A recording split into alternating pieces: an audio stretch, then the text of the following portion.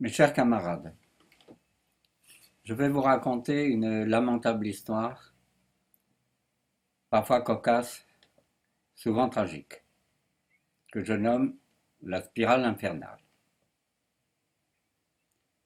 Elle commence fin octobre 2017, lors de la pré-assemblée ordinaire à Paris de notre association l'ADIMAD.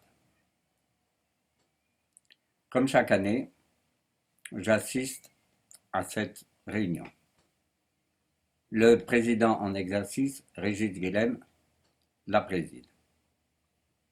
Dans son rapport moral, il nous informe des difficultés qu'il a rencontrées depuis 2 ans parce que, peu à peu, ses collaborateurs les plus proches n'ont pu l'aider à cause de maladies et de décès. Donc il a dû travailler certains jours jusqu'à 10 heures par jour. Tout en gérant très correctement l'association, puisque pendant cette période, il a pu rédiger, faire imprimer, faire éditer et distribuer 4 bulletins de liaison à nos adhérents. De ce fait, je pense, puisque je suis valide et en bonne santé, je pourrai, dans le futur, me porter candidat au conseil d'administration pour aider, dans la mesure de mes faibles moyens, le futur président. La deuxième étape, c'est au mois de janvier 2018, lors de l'anniversaire de la fondation, ou de la création de TV Liberté. Je précise que je suis membre fondateur de TV Liberté, ce qui m'a coûté la somme énorme pour moi de 6 000 euros. C'est à la suite d'un long entretien avec un très cher ami, Pierre Descaves, que j'avais pris cette décision. Parce qu'il pensait que TV Liberté serait un succès et que cela nous permettrait, à nous, disons, de présenter nos idées, nos convictions et de défendre la mémoire des combattants de l'Algérie française. Effectivement, je suis passé plusieurs fois à TV Liberté, comme j'étais passé auparavant à plusieurs reprises à Radio Courtoisie. Au cours de cette journée, dans les locaux de TV Liberté au Kremlin Bicêtre, je rencontre un vieux camarade. J'évoque cette question de la future présidence. Il m'interrompt immédiatement, sèchement. Pour lui, il n'en est pas question. On peut le regretter parce qu'il avait toutes les qualités et digne d'un futur président. Je rencontre aussi mon ami Lajos Marton, mon très cher camarade, mon meilleur ami, lequel me dit Louis, tu peux parfaitement être toi le futur président. Je lui réponds en souriant, même si j'avais 20 ans de moins, il n'en serait pas question, parce que je ne veux pas connaître les soucis du président actuel et de son prédécesseur. Quand je reçois la convocation pour l'Assemblée générale à Toulon du 24 février, je remplis le document me permettant donc de me présenter au conseil d'administration dans les règles, c'est-à-dire plus de 15 jours avant et avec 2 parrains. Ce sont naturellement mes amis Lajos Marton et Julia Tsari. Je vais donc à Toulon. Je suis surpris aussi de l'assistance plutôt clairsemée, ce qui avait été vrai également à Paris au mois de janvier. Non, pardon, au mois d'octobre de l'année dernière. Je me présente, je suis évidemment élu. Avec moi sont élus 2 Français d'Algérie que je ne connaissais pas, José Tur et Christian Dame. Sur place se présente un autre candidat, s'excusant de ne pas avoir rempli le document et demandant s'il pouvait, disons, se présenter immédiatement dans ces conditions. Je crois me souvenir que l'un des présidents démissionnaires a jugé peu régulier cette candidature. Et je pense que c'est le président disons, 2 séances, le capitaine Favarel, et qu'il a accepté. Était présent également Jean-Paul Leperlier, membre du conseil d'administration depuis déjà plusieurs années. Autour de la table où se sont réunis donc les conseils d'administration, aucun des présents nouvellement élus ne se présente comme candidat à la présidence. Je suis assez préoccupé. Comme je devine aussi une certaine tension dans la salle, je propose que Jean-François Collin, qui est présent au deuxième rang avec son épouse, soit nommé premier président d'honneur et son successeur, Régis Guilhem, deuxième président d'honneur. Régis Guilhem accepte, Jean-François Collin refuse. La séance, une fois terminée, nous nous rendons dans un restaurant sur le port. En face de moi se trouve Pierre Pinatel, le plus grand caricaturiste vivant, et son épouse Colette Pinatel. Je les connais très bien tous les deux. J'apprends ainsi qu'elle était honnête, ce que je ne savais pas. Après le repas, nous allons sur la plage où a été érigé un monument, parce que c'est de cette plage que sont partis les marins et le corps expéditionnaire français en 1830, partant pour Alger et détruire les barbaresques qui infestaient la Méditerranée depuis plusieurs siècles. Ensuite, je me présente au domicile de Jean-François Collin, pour lequel j'ai toujours eu amitié et très profonde estime, pour lui demander son opinion sur la question qui nous préoccupe. Lui et son épouse lèvent les yeux au ciel, lèvent les bras au ciel, et il me répond « Je ne sais pas ». Je suis évidemment déçu. Je rentre à la maison, et après mûre réflexion, et je décide de me porter candidat à la présidence, par devoir, et je dirais également par défaut, puisque personne ne la souhaitait. Pendant quelque temps, disons, entre le président démissionnaire, le président intérimaire et moi, nous échangeons des courriers. Oui, je devais dire d'abord qu'à la fin de la séance du 24 février, Jean-Paul Leperlier s'est proposé pour être un président intérimaire. Et donc, Régis Guilhem lui a donné les pièces essentielles, les carnets de chèques, les bordereaux et tout ce qui est nécessaire, disons, à la vie d'une association. Donc, je suggère une réunion du conseil d'administration, et puisque je suis le seul candidat, et je serai élu dans ces conditions. Au lieu donc d'avoir une suspension d'1 heure, nous aurions eu une suspension d'1 semaine. Bon, cette proposition est rejetée parce que le président intérimaire suggère d'étoffer notre conseil d'administration et il prévoit une assemblée générale ordinaire, qui en réalité ne pouvait être qu'une assemblée générale extraordinaire, le 13 mai à Théoul. En regardant le calendrier, je me rends compte que ce 13 mai, c'est un dimanche. De ce fait, je demande tout naturellement, par courrier, peut-être aussi par téléphone, que, disons, la réunion, une cérémonie devant la statue de Notre-Dame d'Afrique, puis l'Assemblée générale, puis un repas, que cette journée soit reportée à la veille, au samedi 12 mai. Mais malheureusement, c'est refusé. Alors, je demande donc que la journée, disons, que la convocation soit modifiée, que l'horaire soit modifié d'une demi-heure pour permettre à ceux qui le désirent, disons, d'assister à la messe dominicale s'ils le souhaitent, le 13 mai. C'est refusé également.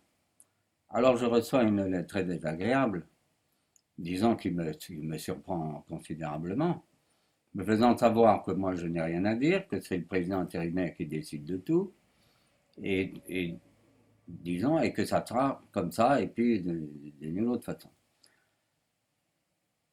Alors, le ton monte, ben, je réponds, bah, écoutez, moi, si ça ne se passe pas comme ça, ben, s'il n'y a pas la possibilité d'une messe dominicale pour les assistants, moi personnellement, je n'irai pas à Théoul. De ce fait, je renonçais à cette présidence à laquelle je m'étais porté candidat par devoir. Mais je ne voulais pas inaugurer une présidence, disons, dans des circonstances comme celle-ci, et contraire à mes convictions profondes. Le 13 mai, donc, s'est déroulée cette assemblée générale extraordinaire. De nouveaux conseils d'administration ont été élus. Et puis, disons, à l'unanimité, paraît-il, Jean-Paul Leperrier a été élu président. Alors, je dois tout de même faire un retour en arrière, c'est-à-dire que le 6 mars, oui, je dis bien le 6 mars, donc un peu de jours après après ma candidature à la présidence, Jean-Paul Leperrier est venu avec une grosse voiture pleine de documents, pleine d'archives et de matériel, jusque dans ma maison. Il a été reçu pendant 25 heures, 26 heures à peu près. Je dois dire la vérité. Il n'a pas terrible d'éloges sur moi. Ah oui, un nom glorieux, un passé militaire, un passé OS, un passé politique. Bon, j'avais donc toutes les qualités pour être le futur président. J'étais d'ailleurs assez gêné d'entendre ces louanges. D'un autre côté, il a annoncé lui-même que, vu son état de santé, parce qu'il ne peut pas tenir debout, pour lui, c'était totalement exclu qu'il puisse un jour devenir président. D'ailleurs, quand il est venu avec cette grosse voiture, c'est moi personnellement qui ai dû la vider, qui ai dû vider de tout ce qu'elle contenait, et faute de place, par une fenêtre du rez-de-chaussée, j'ai mis tout ce matériel dans une salle de bain, ce qui ensuite m'a été reproché. Mais cette maison est aussi le siège de la librairie de la Tour, et il y a environ 50 000 livres dans cette maison. Toutes les pièces sont occupées. Bon, outre, outre ces archives, dont beaucoup étaient sans intérêt d'ailleurs, hein, c'est des vieux journaux datant d'il y a 30 ou 40 ans, outre ce matériel, il y a eu aussi quelques pièces qu'on peut appeler des pièces de musée. Bon, je vous en parlerai plus tard. Donc, le 13 mai, j'apprends qu'il est élu à l'unanimité. Ensuite, j'ai réfléchi que c'était quand même un peu anormal. Parce que j'avais gardé des bons contacts avec Christian Daran. Et je lui avais fait savoir, par un pouvoir, que j'étais toujours candidat à, la présidence. Donc, s'il l'avait dit aux autres conseillers d'administration, ben, je pense que dans ce cas-là, ben, le Berger aurait été élu, non pas à l'unanimité, mais à l'unanimité moins d'une voix. Bon, vous me direz, c'est secondaire. Et puis quelques jours après, alors là, c'est le tonnerre qui me tombe dessus, la foudre qui me tombe dessus, dans ma maison et sur ma famille. J'apprends qu'une lettre anonyme me concernant au premier chef a été envoyée à la boîte postale de la DIMAD à hier. J'apprends que c'est donc Régis Guilhem qui a relevé la boîte et a trouvé cette lettre anonyme. J'apprends aussi que Régis Guilhem ne voulait pas me la communiquer, mais qui voulait néanmoins la communiquer aux autres conseils d'administration, En revanche, le nouveau président, disant à Gégé qu'au contraire, il fallait que je la connaisse. Et il me l'a fait savoir, le texte, par l'intermédiaire de Christian Davant. Alors, cette lettre, la voici. À cette vidéo, elle sera jointe.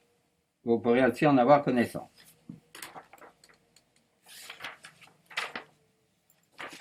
Voilà. Vous pourrez en avoir connaissance. Brigitte Guilhem, de son côté, fait une enquête, ce qui est assez naturel, pour savoir quel en est l'auteur. Moi, de mon côté, avec ma femme, nous faisons une enquête et très rapidement, nous découvrons qui en est l'auteur. Cette lettre a été écrite le 16 mai, 3 jours après la séance du 13 mai, et postée le 17 mai. L'enquête, je la joins tout naturellement à cette vidéo. Vous pourrez en prendre connaissance. Et si vous avez un tout petit peu de jugeote, vous comprendrez exactement comme moi qui en est l'auteur. L'auteur, c'est Jean-Paul Leperlier, le nouveau président. Je l'ai porté en branche et il a décidé de me détruire. Évidemment, il est mal tombé. Je ne suis pas du genre à accepter des offenses aussi graves que celle-ci. Ce qui est curieux aussi, c'est qu'il a envoyé également une lettre, mon cher Condé, où il dit « Il n'y a rien de plus méprisable qu'une lettre anonyme comme celle-ci. » Vous voyez comme cet homme est vicieux. Alors moi, tout naturellement, apprenant qu'il avait nommé un chargé de mission pour l'éthique et la morale, en la personne de Jean-Pierre Papalacci, je m'adresse à celui-ci. Et je lui dis, il faut enquêter, il faut chercher l'auteur. Et cet auteur-là étant un homme extrêmement méprisable, il faut le sanctionner. Il faut même l'éclure, il faut le chasser. Il ne mérite pas, un homme pareil, ne mérite pas de présider une association de patriotes. Je suis très surpris de la réponse. Oh ben non, c'est un torchon. Il faut jeter ça dans une poubelle. Et puis de toute façon, c'est pas de ma compétence. Mais alors, si c'est pas de la compétence de quelqu'un qui est chargé de l'éthique et de la morale, alors c'est de la compétence de qui? Alors, à vous tous, mes chers camarades, je demande si vous deviez recevoir un jour une lettre de ce genre-là, que feriez-vous? Que feriez-vous? Moi, j'ai cherché à me défendre. Et pour me défendre, il fallait bien attaquer. Alors, j'ai été extrêmement surpris de cette réaction de Papanache, qui a compris, comme tous les autres, comme tous les conseillers d'administration, il a très bien compris qui en était l'auteur. Mais lui et puis son cher ami Jean-François Collin, n'est-ce pas, se sont rapprochés de Jean-Paul Leperlier. Alors, ils pensaient de nouveau retrouver, disons, un certain pouvoir que peut-être ils avaient perdu du temps de la présidence de Régis Guilhem. Voilà où nous en sommes. Alors, quelle est la suite des événements? Comme tout ça est assez compliqué, je prends un petit papier. Hein? Alors, le 26 mars 2018, moi, comme chaque année, je suis à Paris et je participe aux manifestations. Il y en a 3 chaque année. Une année même où j'étais présent, il y en avait 4. Aux manifestations, disons, pour commémorer l'horrible fusillade du 26 mars 2018.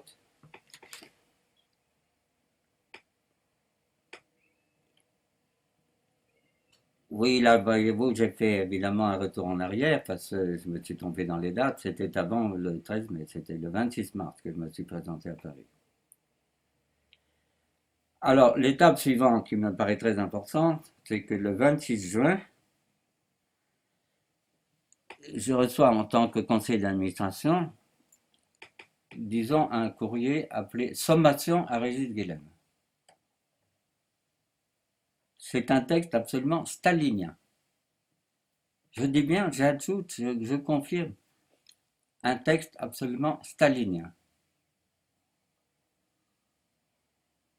Oui.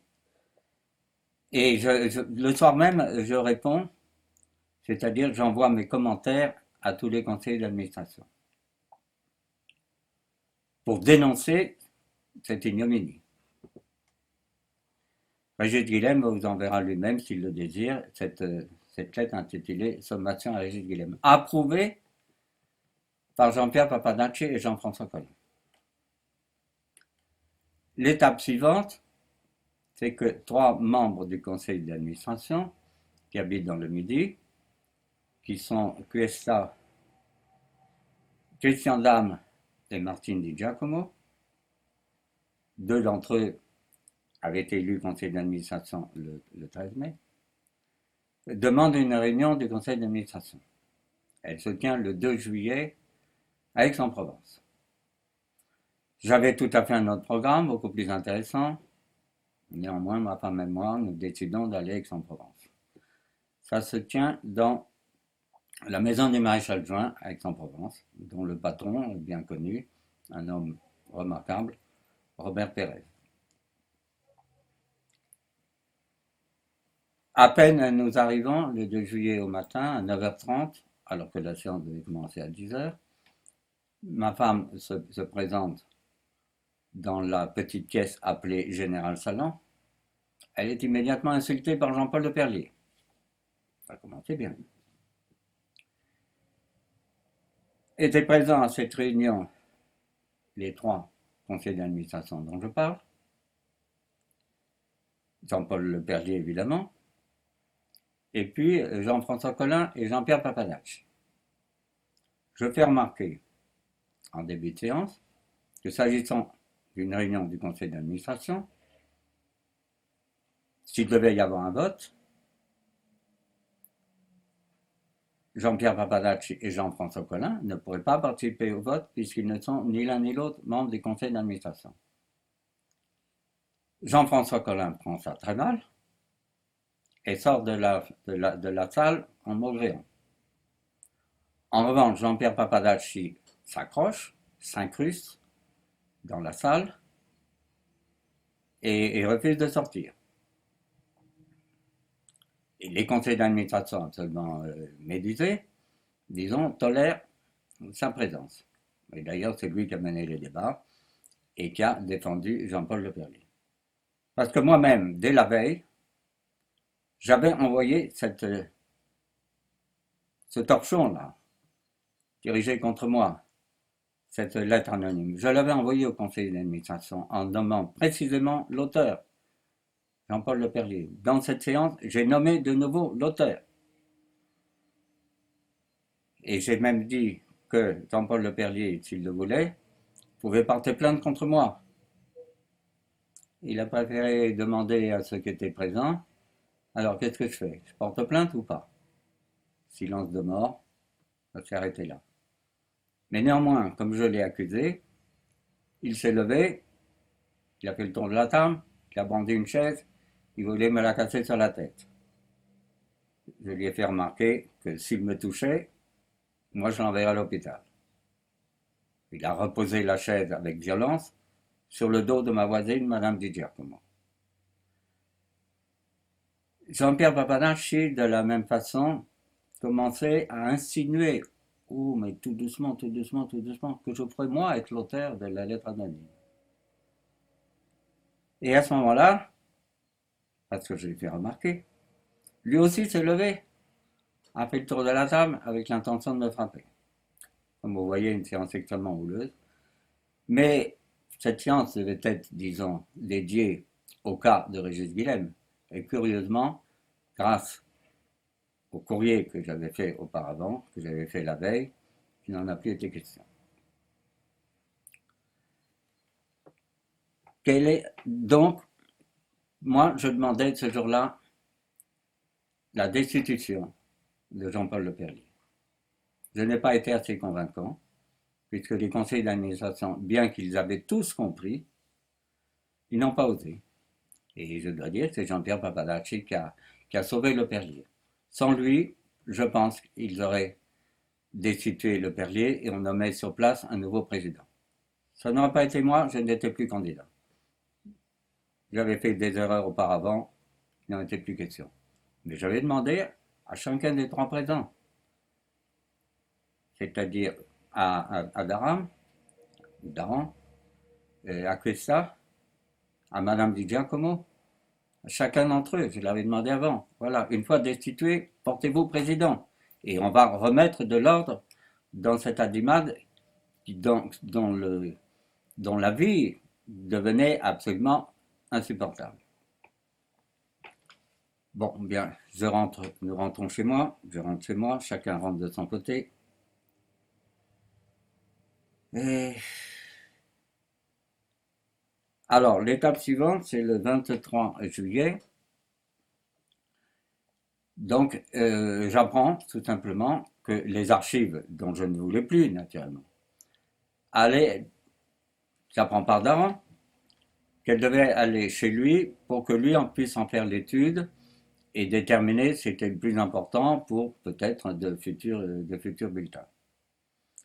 Bon, je pense alors que puisque les archives papier devaient aller chez Daran, qu'il n'avait nul besoin dans sa maison disons, des belles pièces, qu'on peut appeler les pièces de musée. Donc je les ai gardées, moyennant, disons, naturellement, j'ai fait un document extrêmement précis et j'ai décidé ce que je gardais à titre tout à fait provisoire en attendant la destination future. Alors ces pièces, je vais vous les montrer, puisqu'on m'a reproché de les avoir volées. Je vais vous les montrer. Voilà. Voilà le fusil d'Amirouche. C'est évidemment la plus belle pièce. Alors je vais vous lire ce qui est écrit sur la plaque.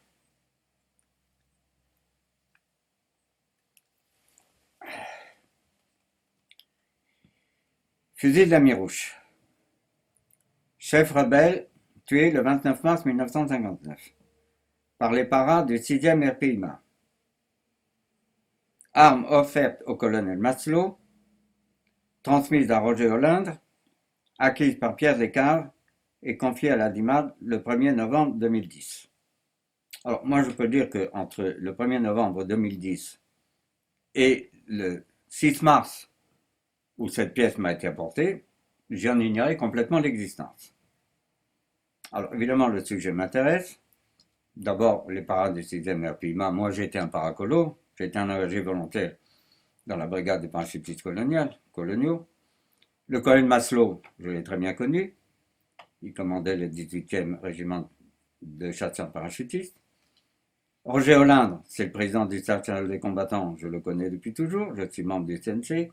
Pierre Descaves, vous le connaissez tous, c'était un ami personnel, et confié à l'animal. Bon, alors après j'ai appris par un courrier que Roger Hollande avait vendu 5 000 € à Descaves, qui avait des gros moyens financiers. Alors je précise tout de suite que si elle est là, dans ma maison, c'est de façon tout à fait provisoire, et que très rapidement, j'avais proposé une nouvelle destination pour cette arme et pour les autres objets de valeur. Alors, ça pouvait être dans un centre culturel, très connu, parfaitement sécurisé, où les pièces se nomment Général Salon, Lieutenant de Gueldre, Colonel Bastien-Thierry, Martyr de l'OS, Capitaine Sergent, Sergent Dovcar. C'est parfait. Quelque part en France. Régis Guilhem, ce que je comprends très bien, avait dit oui, mais malheureusement, c'est trop loin du Midi. Or, la majeure partie de nos adhérents habitent dans le Midi. Donc, cette proposition a été repoussée, ce qui est dommage. Ensuite, j'ai proposé que ça puisse, disons, être montré au public dans la maison du maréchal Juin à Aix-en-Provence. Et j'avais écrit en ce sens à Robert Pérez, qui m'a répondu, nous avons déjà beaucoup de pièces, et en outre, nous ne sommes que locataires, et un jour peut-être nous devrons partir. Donc ce n'est pas l'idéal.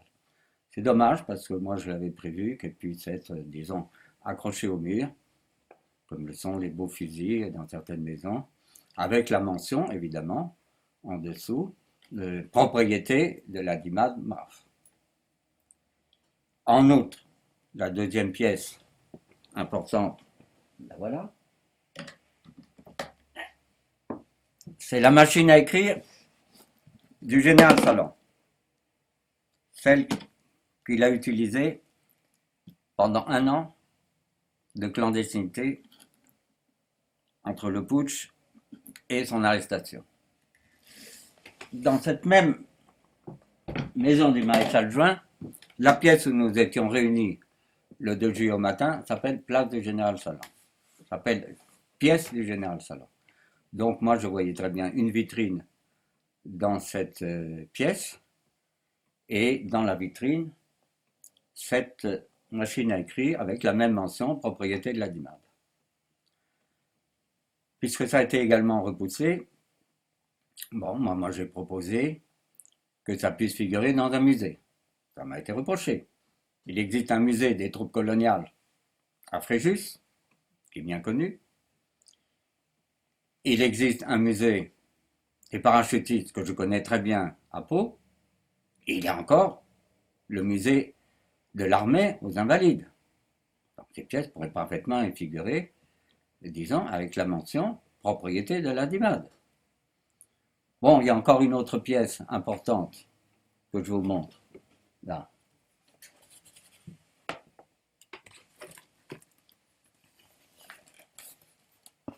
C'est le portrait du colonel Bastien-Thierry. C'est le portrait du colonel Bastien-Thierry qui a été mon chef. Bon. Il y a déjà, dans les diverses pièces de ma maison, 3 portraits du colonel Bastien-Thierry. Bon, il y en a un 4e ici, provisoirement, en attendant une destination définitive. Donc, je pense que le conseil d'administration devra de nouveau déterminer où doivent figurer ces pièces importantes. Je continue à dire que je les détiens tout à fait provisoirement et que dans ma maison, il y a un système d'alarme extrêmement performant et elles sont ici en sécurité. Je continue à dire aussi qu'entre 2010 et maintenant, personne ne savait où étaient ces pièces. Je vais ajouter encore, disons, une information que j'ai reçue qui m'a énormément choqué. L'un d'entre nous, au cours du déménagement d'archives, a trouvé dans un carton un petit morceau de plastique. Il a tiré, et sous tous les documents, qu'est-ce qu'il a découvert? Les décorations du sergent Dovkar, l'un des 4 fusillés. Je demande, où sont ces décorations à l'heure actuelle? C'est important ça, ça me paraît essentiel.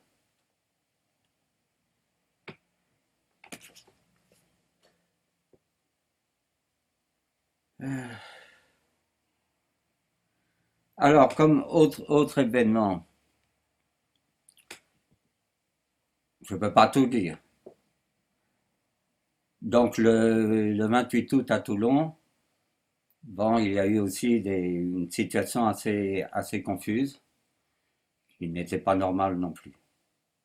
Moi, je n'y étais pas parce que beaucoup de membres de ma famille étaient ici, je ne pouvais pas y aller. Le 1er novembre, à Marignane, une cérémonie devant la stèle, la fameuse stèle. Le soir du 1er novembre, je reçois un appel téléphonique de Christian Dame qui me dit que ça s'est très mal passé. Et un peu après, Madame Di Giacomo me téléphone également en me disant qu'elle a pleuré tant elle a été humiliée par Papadacci, qui en outre a insulté le maire de Marignane, lequel maire de Marignane dit cet homme-là, je ne veux plus jamais le voir. Enfin, comme vous voyez, j'ai une très mauvaise atmosphère. Et à ce moment-là, j'ai écrit une lettre assez dure, effectivement, à Papadacci, que je connaissais depuis très longtemps. Ça qui a permis à Babadachi par la suite, disons, de m'insulter copieusement. L'étape suivante, ben, c'est, disons, de nouveau, comme chaque année, la pré-assemblée ordinaire à Paris, le 10 novembre. Vous en avez reçu un compte-rendu complètement mensonger, alors que mon compte-rendu à moi, qui dit la vérité, disant, ce n'est pas beau ce que j'ai vécu là. De notre groupe de 6, j'étais le seul candidat, j'ai dû tout essuyer. Il y avait là 4 gorilles dans la pièce, dont 2 me surveillaient et qui en réalité voulaient tout d'abord m'expulser de la salle. Et c'est ma femme qui était présente qui a réussi en s'interposant à empêcher mon expulsion. Comme vous voyez, c'était une atmosphère absolument détestable. Quelle est la suite? Ben, la suite, c'est que le 20 novembre, nous avons compris 6 membres du conseil d'administration majoritaire, 6 sur 9. Nous avons compris que cette atmosphère était insupportable, que ça ne pouvait pas durer et que la vie de notre association était en jeu. Alors, nous avons demandé, oui, nous l'avons demandé, et nous l'avons bien fait, nous avons demandé sa démission. Je dis dans une association normale. Quand un président est mis en minorité, il s'incline, il comprend, il dit bah ils veulent plus de moi. Bon bah moi je me retire et je vais dans la salle. Je peux continuer à travailler, mais je suis dans la salle. Naturellement, il a refusé en gardant le silence. Pourquoi je dis naturellement? C'est que vu son caractère, vous le comprendrez facilement. Ce que je regrette beaucoup, c'est que les trois conseillers minoritaires, qu'ils avaient compris exactement la situation. Et en fait, ils la connaissaient. Si d'eux-mêmes, ils avaient dit, oui, maintenant la situation ne peut plus durer, il est nécessaire que le président démissionne et qu'on en nomme un autre. Non, pour des raisons difficiles à cerner, ils se sont eux aussi accrochés à Leperlier et l'ont soutenu, ce qui a rendu, disons, la vie de l'association insupportable. Alors, quel est le document suivant? C'est que le document suivant, nous avons examiné de très près nos statuts et nous avons compris que, puisque la demande de démission était insuffisante, nous avions toute possibilité, dans les règles, en se conformant à nos propres statuts, en se conformant au droit associatif. Nous avions parfaitement la possibilité de le destituer. Nous n'avons pas destitué les 3 conseillers minoritaires. Nous sommes bien gardés de le faire. Mais ils vous ont dit après, ah, nous n'avons pas été consultés. C'est tout à fait faux, parce qu'ils avaient déjà été consultés quand nous avions fait notre demande de démission. Et ils avaient très nettement, disons,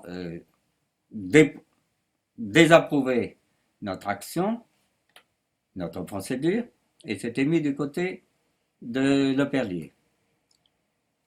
Après la destitution, l'étape suivante, c'était évidemment de nommer parmi nous un président, un vice-président, un trésorier, et un secrétaire général et deux adjoints. Donc ce conseil d'administration de nos 6 s'est transformé en quelque sorte en un comité directeur de nos 6. Nous avons totalement agi dans les règles. Alors naturellement, un juriste extrêmement pointilleux va dire « Ah oui, dans les règles, mais pas à 100%, à 99,9% seulement. » Alors donc, ce que vous avez fait, non, c'est pas correct. Alors, mais moi, je prétends, et je vous demande, mes chers camarades, de comprendre ce que je vous dis. Que dans certains cas, c'est la morale qui doit être supérieure à tout le reste. Et même supérieure au droit. Si le droit, dans cette circonstance, a été très légèrement mis de côté. Mais je vous dis 99,9% et non pas 100%. Alors, je prétends, je continue à prétendre, nous avons la légitimité pour nous. Et au cours de cette Assemblée générale, nous continuerons à le confirmer. La légitimité est de notre côté. En face, vous avez une équipe qui a le pouvoir de fait et qui a l'argent, ce que nous n'avons pas. Alors l'argent, parlons-en aussi, parce que ça me paraît beaucoup plus essentiel encore que tout le reste. Vous savez, dans les milliers d'associations qu'il y a en France, combien de fois on a vu des présidents d'associations profiter de leur pouvoir pour plonger dans la caisse et mettre l'argent dans leur poche. Beaucoup, surtout dans notre pays, n'est-ce pas, où la morale est en voie de disparition. Alors nous ne savons presque rien. Ce que nous savons, c'est que c'est le président qui détient les carnets de chèques. C'est lui qui signe les chèques. Nous savons qu'il y a eu un trésorier fictif à qui il n'a jamais remis les comptes. Nous savons aussi qu'il a prétendu que Madame Pinatel était-elle la trésorière. Alors moi, je pourrais vous montrer toute une correspondance avec Madame Pinatel qui dit non, moi, on m'a demandé d'examiner des comptes, je l'ai fait, j'ai donné mon opinion, mais je n'ai jamais été la trésorière. Cette correspondance est à votre disposition. Si vous voulez des explications, n'hésitez pas à les donner. Mon numéro de téléphone est dans l'annuaire. Je vous donnerai beaucoup d'autres informations si vous le désirez. Alors, tout de même, nous avons su que le 24 février, quand Régis Guilhem a passé le pouvoir, il y avait une très forte somme en caisse, grâce aux adhésions que Régis Guilhem avait obtenues, et malgré l'envoi et la distribution de 4 bulletins, qui sont la plus grosse dépense. Mais par un extrait de compte que nous avons eu, 6 mois après, au 24 août, nous avons vu que sur le compte courant, entre le 24 février et le 24 août, il y avait 17 000 euros qui avaient disparu. À peu près 17 000 euros. Je pourrais vous-même, à vous, je pourrais donner les chiffres exacts, avec les copies des extraits de compte, si vous le désirez. Alors, nous avions le droit quand même de nous interroger. À de nombreuses reprises, nous avons demandé les comptes.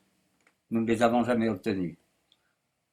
Alors, sachez quand même que dans une association régie par la loi de 1901, toute association doit avoir un président et un trésorier. Et il est préférable qu'il y ait également un secrétaire général. Moi-même, qui fus responsable pendant de très nombreuses années d'une association, je n'ai moi-même jamais signé un chèque. C'était toujours le trésorier, en qui j'avais une parfaite confiance, et qui habitait près de chez moi, qui signait les chèques. Et je connais même des associations où les chèques doivent être signés par 2 personnes, le président et le trésorier. Ça n'a jamais été le cas depuis 1 an. Donc nous continuons, nous, à exiger les comptes. Et nous continuons à exiger des comptes très détaillés dans la journée du 12 mai à Marignane. Et je crains qu'ils seront incapables de nous donner des comptes précis. Parce que le 10 novembre à Paris, il aurait dû donner les comptes ce jour-là. Mais il n'y a pas eu de rapport financier, il n'y a même pas eu de rapport moral. Il y a eu un rapport moral qui, au lieu d'être prononcé par le président, a été prononcé par le par Papanacci, le chargé de mission, ce qui encore une fois était tout à fait une nouvelle entorse à notre statut. Donc, nous voulons savoir où est passé l'argent. Nous voulons savoir où est passé l'argent. Et ça, c'est essentiel. Et si je dis nous voulons savoir, vous aussi, vous devez savoir où est passé l'argent. Parce qu'en un an, quel fut le résultat? Un seul bulletin que nous avons reçu il y a quelques jours. Alors, si vous permettez, je m'arrête là, mais dans une deuxième vidéo, je vais vous parler de ce bulletin. Et je vous dis à bientôt, mes chers camarades.